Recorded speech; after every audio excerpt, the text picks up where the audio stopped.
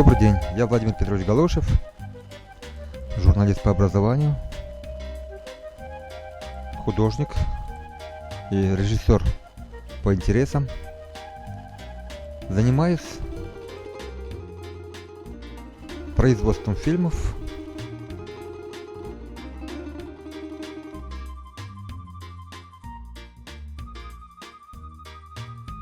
анимационных фильмов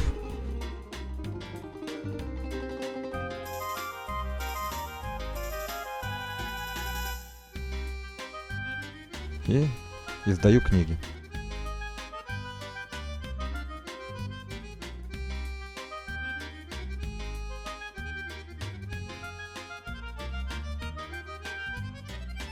Дело, которым я сейчас занимаюсь, называется фильм «Батальон моей Родины. Труженики тыла», вторая часть.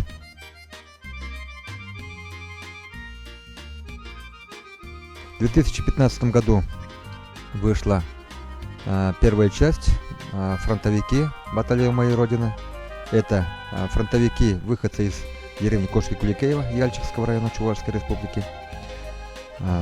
Тогда вышел на свет и книга, и фильм. В этом году у нас будет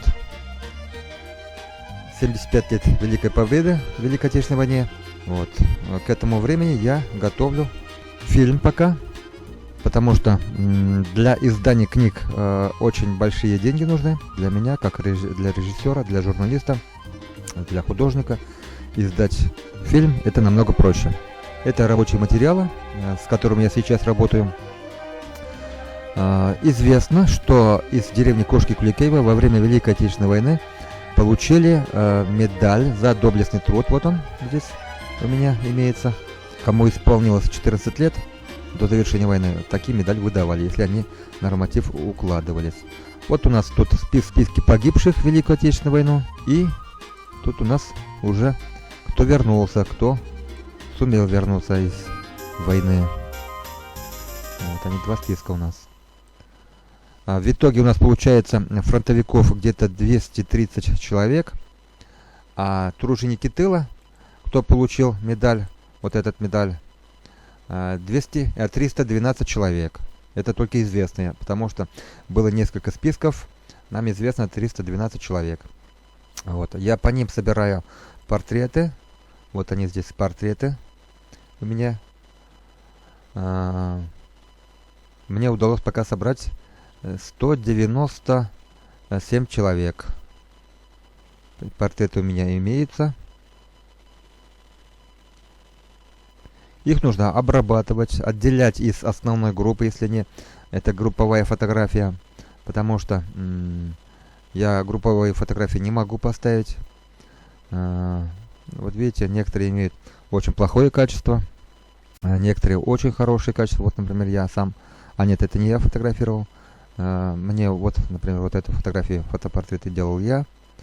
Потом вот Хмелева тут должна быть у меня, Васа Ива Макаровна, вот Васапа. Вот. Разного качества встречаются фотографии. Их нужно обработать и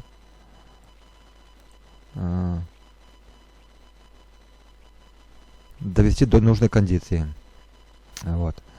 Я их хочу вместе расположить с участниками войны. Вот они у меня здесь участники войны. Я их немножко тоже, когда я фильм создавал 5 лет тому назад по участникам войны, фронтовикам, где-то у меня 120 портретов было. А сейчас у меня уже их 149. Тут стоит 148, значит, портретов у меня. А тут еще, наверное, не все есть. Тут отложено есть. Где-то что-то не вошло сюда. Где-то 160 портретов у меня имеется в наличии. Работа ведется, не прекращается никогда. Ну, в смысле, пока я работаю, пока я жив. Вот. В таком виде я и хочу показать фронтовиков. Вот, например, Митрофан Васильевич у нас тут. Наш земляк, наш односельчанин. Вот кто вернулся из фронта, они будут иметь вот такую с белой окантовкой.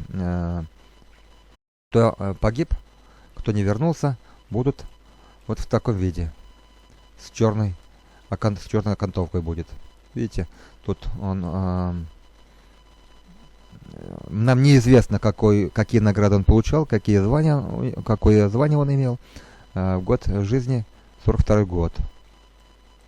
Так, тут мне пока не удается показать. А сейчас вот так сделаем. Вот так. Годы жизни. Вот. Вот это наши односельчане. Фильм делаю я, можно сказать, со своей семьей. Семья у меня помощник, я жена, дети. Вот они у меня родственники. Это дядя Митя, Митрофан Филиппович. Потом вот дальше идут Михаил Тимофеевич, Прохор Тимофеевич, Семен Петрович, Филипп Филиппович. Это мой дед. Отец моего отца. Мой дед. Он погиб в 43 году где-то под Калугой. Защищал московское направление. Вот. Фильм делаю один, режиссер я сам, монтирую сам. Дети, если я их попрошу, скажем, где-то фотографию нужно подкорректировать, до нужной кондиции нужно довести. Если, скажем, в интернете что-то надо найти, они мне помогают. И мама у меня, я сам живу в городе, а мама у меня живет в деревне, помогает находить фотографии. И вдохновитель, который мне очень здорово помогает, это Трофимов Илья Матвеевич. Хотел бы издать также книгу, но для книги нужны большие деньги. Это нужное дело. В мире сейчас идет тенденция нас сравнить с фашистской Германией. Говорят, это два диктатора развязали войну. Гитлер и Сталин, говорят, воевали. А наш народ ни во что, значит, не ставится. Что крестьяне, рабочие, обыкновенные простые люди погибали, деревни сжигали, города разрушались. Значит, это ничего. Говорят, это Советский Союз тоже виновен в развязывании Второй мировой войны. Я хочу своим трудом сказать, что обыкновенные люди, крестьяне, в данном случае жители деревни Кошки Куликеева, ни в чем не повинны, они защищали свою родину от уничтожения. Также для фильма я снимал труженики. У тружеников я брал интервью. Вот тут Илья Матвеевич, который мне помогает. Вот и от наших односельчан я брал интервью у тружеников тыла. Летние съемки у меня были. Вот объявление войны. Для фильма я в летнем цикле какие-то эпизоды снимал.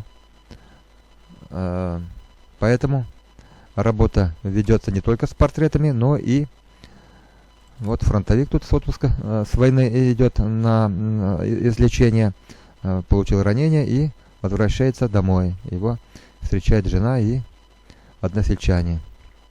Вот парень и девушка. Как же без эпизода любви? Никак нельзя. Вот тут у меня сын главным героем тут выступает, и девушка из нашей деревни. Без любви никак нельзя в наших фильмах. Это обязательно. Провод на фронт. Вот тут жители провожают на фронт.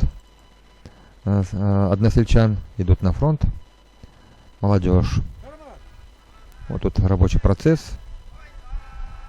И найти-то фон для фильма непросто, потому что в 40-е годы деревня была совсем другого вида. Вот это соседняя деревня вдалеке виднеется. Вот у нас бюджет фильма небольшой, на собственные деньги мы это все делаем, поэтому искать какие-то фоны, деревня, людей-то набрать непросто для работы в фильме. Вот это наш председатель колхоза. Набрать людей и одеть их в древнюю одежду — это непросто. Для этого нужно собрать или артистов, когда им деньги нужно платить, или односельчан. С односельчанами, конечно, это непросто, потому что они не артисты. Вот тут у меня они работают в поле, убирают урожай. Вот, и зимний цикл. Зимой тоже снимали, на Сурский рубеж провожают здесь. Вот деревня, опять же, фон деревни нужно было найти, а как? А никак, потому что там тогда соломенные крыши домов были. Вот так. Ну, любительский фильм, можно сказать. Но это очень нужно. Вот.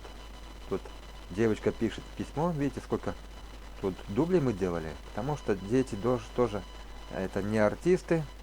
Им пока объяснишь, что да как. Так, вот.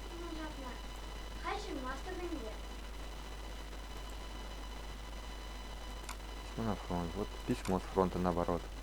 Ждет девушка от любимого. Вот она здесь читает письмо.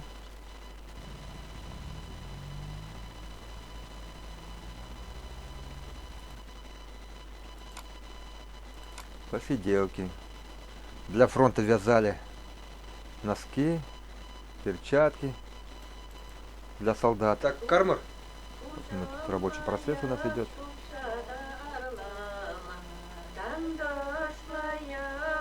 Тут у меня здесь мама участвует, жена у меня участвует, это наши односельчане. У нас дома снимаем, потому что нужно было иметь деревянный дом. Что-то новое мы убрали, старые повесили. Вот в таком виде они работали. Кто-то носки вязал, кто-то вот раненый солдат пришел с фронта на побывку. Рассказывает о событиях на фронте. Барколосьев. Такое было. Дети мобилизовались, скажем, со взрослыми выходили в поле, собирали колоски, что-то оставалось, скажем, после уборки урожая. Вот.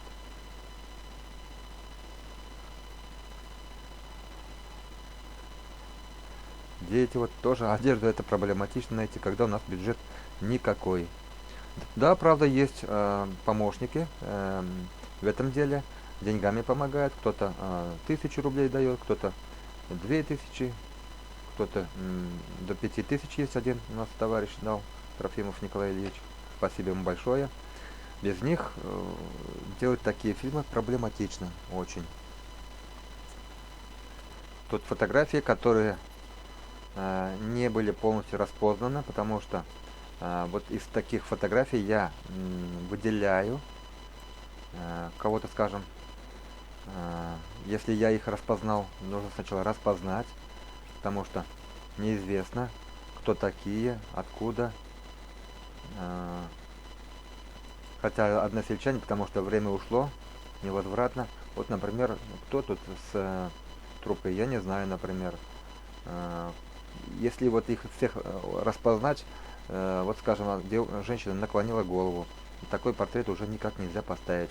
Вот дети, они даже, ну это после войны, видимо, фотографию сделали, поэтому тут это дети войны, конечно. Вот взрослые женщины и мужчины, это, конечно, уже рабочая сила, тогда работали в войну.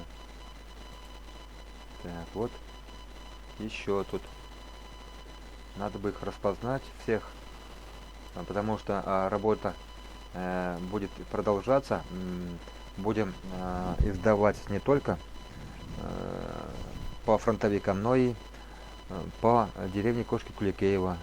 Надо делать будет портрет деревни, паспорт деревни, потому что если сами не будем писать свою историю, никто за нас это не сделает, никто не напишет, потому что это наше дело, это в наших интересах, это нам нужно, нашим детям нужно, потому что это наша жизнь. Мы никому не интересны, скажем, никто из-за рубежа не придет, нам не сделает. Вот такие вещи, такими вещами я занимаюсь. Панорамные фотографии потом делаю. Я с ними участвовал на 9 мая с этими портретами батальон Кошки Куликеева. Некоторые с завистью смотрят, сколько портретов я несу, потому что это здорово, когда ты несешь целую деревню, горд собой. 156 человек в прошлом году у меня на руках было, я их вынес на 9 мая, на бессмертный полк. Это здорово. Так что я призываю такие же фильмы, книги издавать по своей деревне, по своему населенному пункту, по городу, может быть, по микрорайону, по родственникам. Это нужно, это нам нужно, это нужно нашим детям и внукам. Поэтому это нужно нашей стране, в первую очередь. Потому что мы должны осознать, что мы страна, что у нас есть собственное достоинство, что не только на Западе должны жить хорошо и правильно, и мы тоже пример показывать своим детям и внукам. Только грозная доблесть. Внимание! Равняйсь! Смирно! Сегодня, накануне празднования 71-й годовщины Великой Победы нашего народа над мировым фашизмом, в рамках федеральной общественной патриотической акции «Часовой у знамени Победы» нам с вами выпала честь принимать у себя в школе знаменитое на весь мир полотнище «Знамя Великой Победы».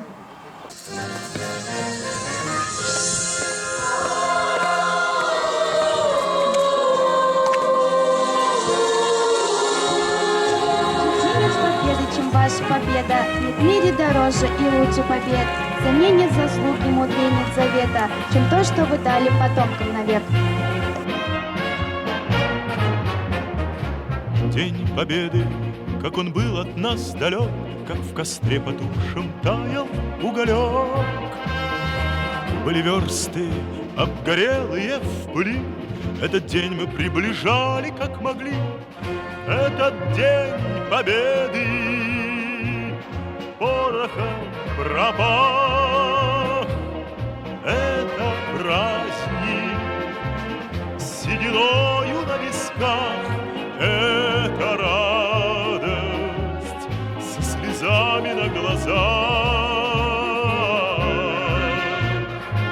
День Победы, День Победы, День Победы.